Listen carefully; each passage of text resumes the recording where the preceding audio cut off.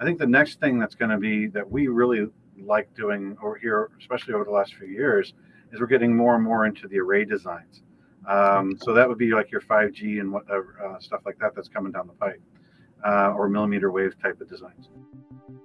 Hello, everyone, and welcome to another episode of the IoT For All podcast, presented by IoT For All, the number one publication and resource for the Internet of Things. I'm your host, Ryan Chacon. If you're watching this on YouTube, please give this video a thumbs up and subscribe to our channel if you have not done so already. If you're listening to us on a podcast directory like Apple Podcasts, please subscribe to get the latest episodes as soon as they are out. All right. On this episode, we have Tad Scarpelli, the CEO and president of Field Theory. They are an antenna customization and RF integration company, providing full RF solutions to companies in the wireless electronics industry. Super interesting company.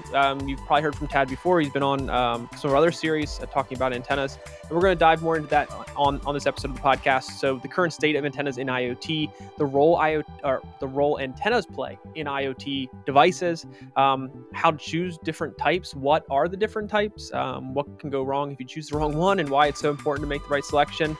Also talking about the importance of the upfront work that's required to build antennas that fit a certain solution. And then obviously just some general overviews of challenges they're seeing in the space and the future of antenna design. So I think everyone in this IoT space can get a lot of value out of this episode. So I really hope you enjoy it. But before we get into it, any of you out there are looking to enter the fast growing and profitable IoT market, but don't know where to start?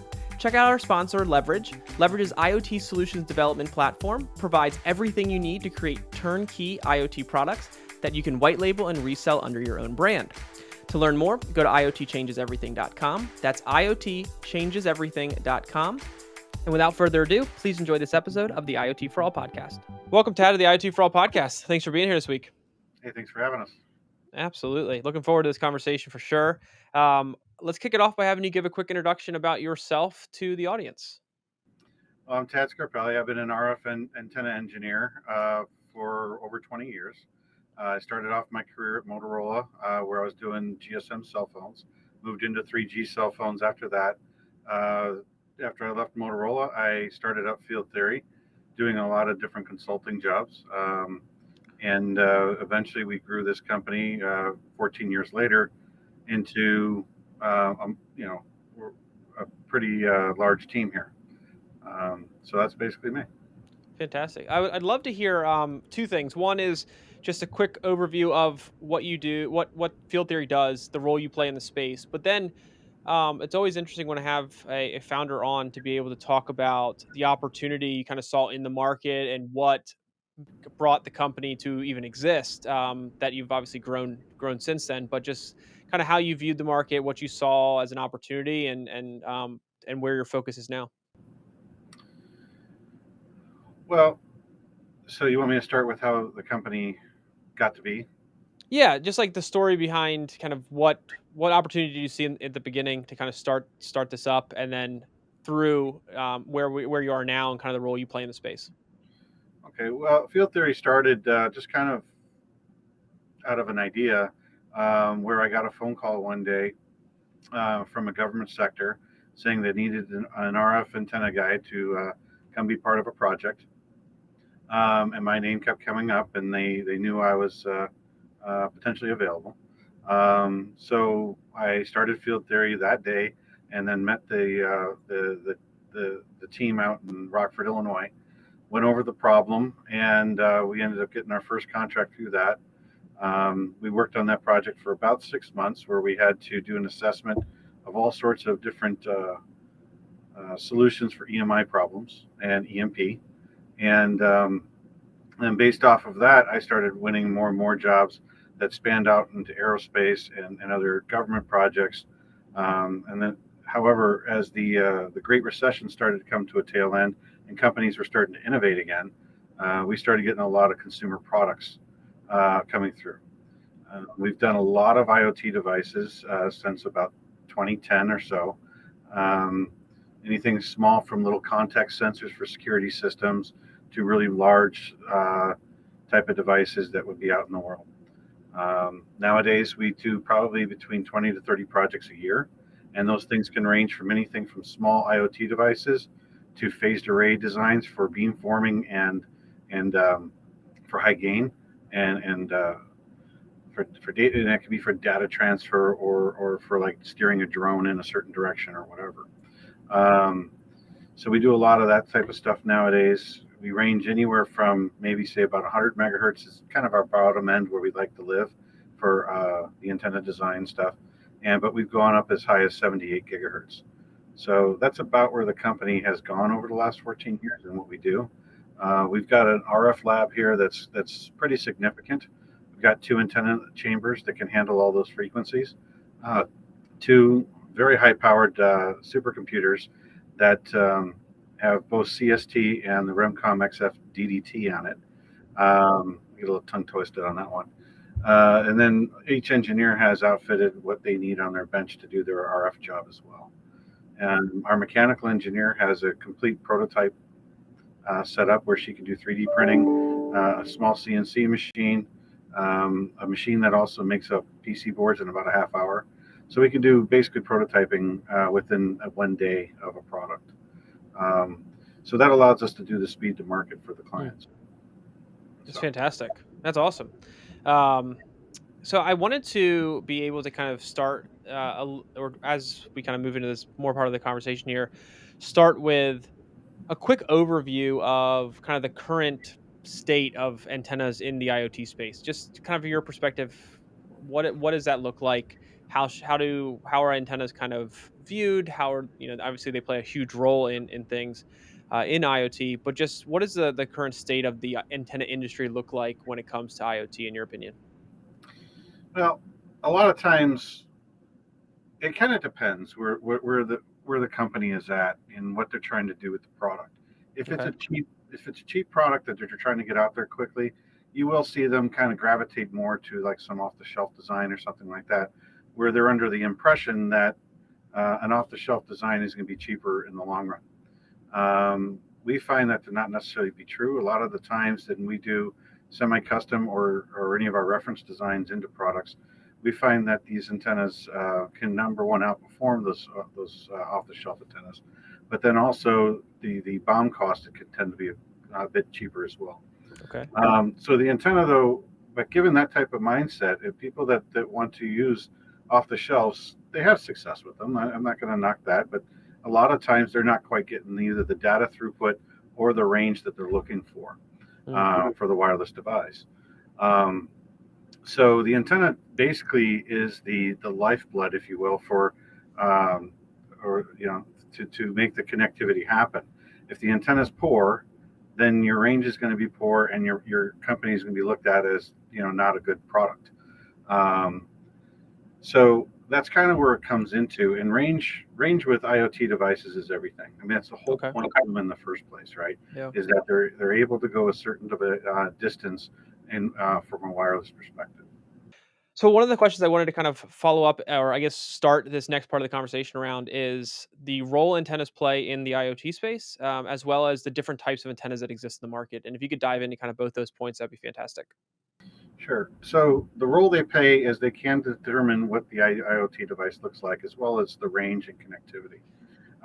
The different types of antennas that we would design into products can determine all those type of things. So if you're doing like a LoRa antenna, for example, we would come up with a small form factor antenna that we know we can cram into the device and still get excellent efficiency on. Other type of IoT antennas that we would typically see are your planar type of antennas or something like that are kind of like the things you would see like on larger devices where you have more space. So that's kind of the role antennas would play in the IoT device, is for the form factor as well as performance. Okay. And when it comes to the different types of antennas, how should people think about that? And how do you how do they go about choosing the correct antenna? Well, how companies tend to choose the right antenna, they tend to look at the data sheets if it's an off the shelf. For us, they basically come to us and they say, this is we want the device to do, and then we go through a process through simulation and all that, and we make it work within their product ID. So from a layman's standpoint, it's kind of hard to say what they would be looking for, other than they tend to look for certain RF performances on the data sheets in order to make sure it's getting the performance they're looking for. It's kind of a weird one to answer. That's okay. I just know it's a question people ask. It's just like, well, we talk about antennas, we learn about the role, but what are the different kinds that are out there? But it seems to be a little bit more than just a simple answer there, which makes total sense. But I guess a question I am curious to hear about is when it comes to building a device and choosing an antenna, what happens, or what things could happen if you choose the wrong antenna for a particular device, particular use case, and so forth. Just kind of understanding what that potentially could look like. Well, I think a great example of that is if we think of like an IoT device that's a tracking device. A lot of times that we see in tracking devices, people tend to go with these directional GPS antennas. And these directional GPS antennas are really not ideal, from what we see in most cases, for devices that are meant to move around. If it's a fixed stationary product and you know that the antenna is going to point in a certain direction at all times and it can be pointed up towards the sky to get the GPS satellites, then that's great. But a lot of times, if it's a tracking device, it's going to be moving around. It can get installed sideways, upside down, right side up. And depending on how that beam forming is happening, you may not be able to really get the true performance out of it that you're looking for. And then therefore your GPS fix will degrade because of it. And what we find is when we see those type of devices that are meant to do that, we come up with more omnidirectional designs versus the directional designs. And that's one of the pitfalls we see most coming out of the industry for IoT devices. It's just the wrong selection of design, whether it be a directive antenna where it should have been an omnidirectional or vice versa. And what is, from a design perspective, what does that process look like? Like, is that something that's kind of custom for each device that you're and project that you're working on? What is the kind of high level steps that go into that, and how should people be thinking about that as they start their journey of developing a device or product? Well, the best time to be getting involved with the antenna for design for a project is very early on. We prefer to like to be involved, um, even before the layout happens, so we could dictate some certain things of antenna keep out areas, where the feed will be, where the antenna connects to the board, that sort of thing. And all that is going to matter for the radiation pattern that we are ideally looking for, whether it be directive or an omnidirectional pattern. Um, so when we get a device in, say it's a project from the ground up, we get a lot of projects that are within a month of shipping, and at that point they're finding that the design that they have isn't working, and they ask us to do the fire drill and fix it. So we do that stuff as well. But to focus on a ground up project, our typical process is we try to get the CAD in for the ID of the product from the client. We put it into one of our simulation computers, and we understand what frequencies and bands that they're looking for. We kind of know what industry standard is for performance to get good performance out there for range and whatnot. And then we usually add a couple, 1 or 2 dB to that industry standard because we want to be bar up or 1 or 2 bars up from the standard. Um, so as we're developing it in simulation, we look for those ways to manipulate one of our reference designs, because we do custom designs here quite a bit, but we also have a series of reference designs that we modify to the idea of somebody else's product. Because really, no one antenna can be necessarily used for multiple different shapes of a product or sizes for that matter. So what we do is we come up with our reference designs. Sometimes we have an LTE antenna that's designed for small form factors, and we'll put that in there. We'll make tweaks to it in simulation. And once we think we have a solid design, that's when it gets handed over back to our mechanical engineer, and she will start making some tweaks in CAD to make it look good. And then we send it over to our prototype equipment here. We actually build one up, and then we test it in the antenna chambers to make sure everything's lining up. Once all that data looks good, we then start to do more of a aggressive integration process with the client to make sure everything's going to fit mechanically and electrically. Um, and then they do their first builds. We comes in, we make some tweaks, and eventually within a build or two, the antenna is pretty much done and ready to go. Fantastic. And one of the things you mentioned was around making sure that you're thinking about the antenna and the antenna design as early into the process as possible. What challenges has that kind of brought onto your all's plate when companies maybe don't think about that early on, or maybe they haven't budgeted the right amount for the correct antenna?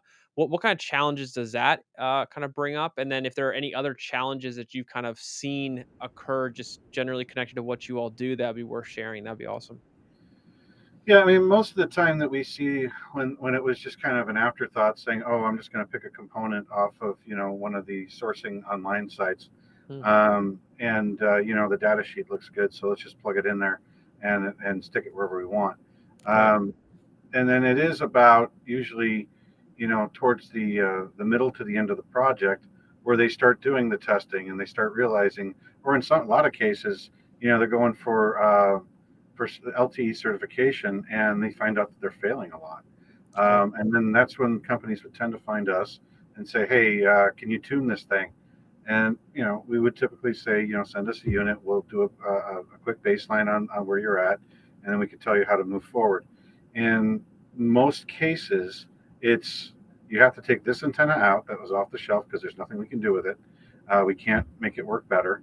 Mm, Um, and then we replace it with another one that uh, tends to work better for that form factor. okay.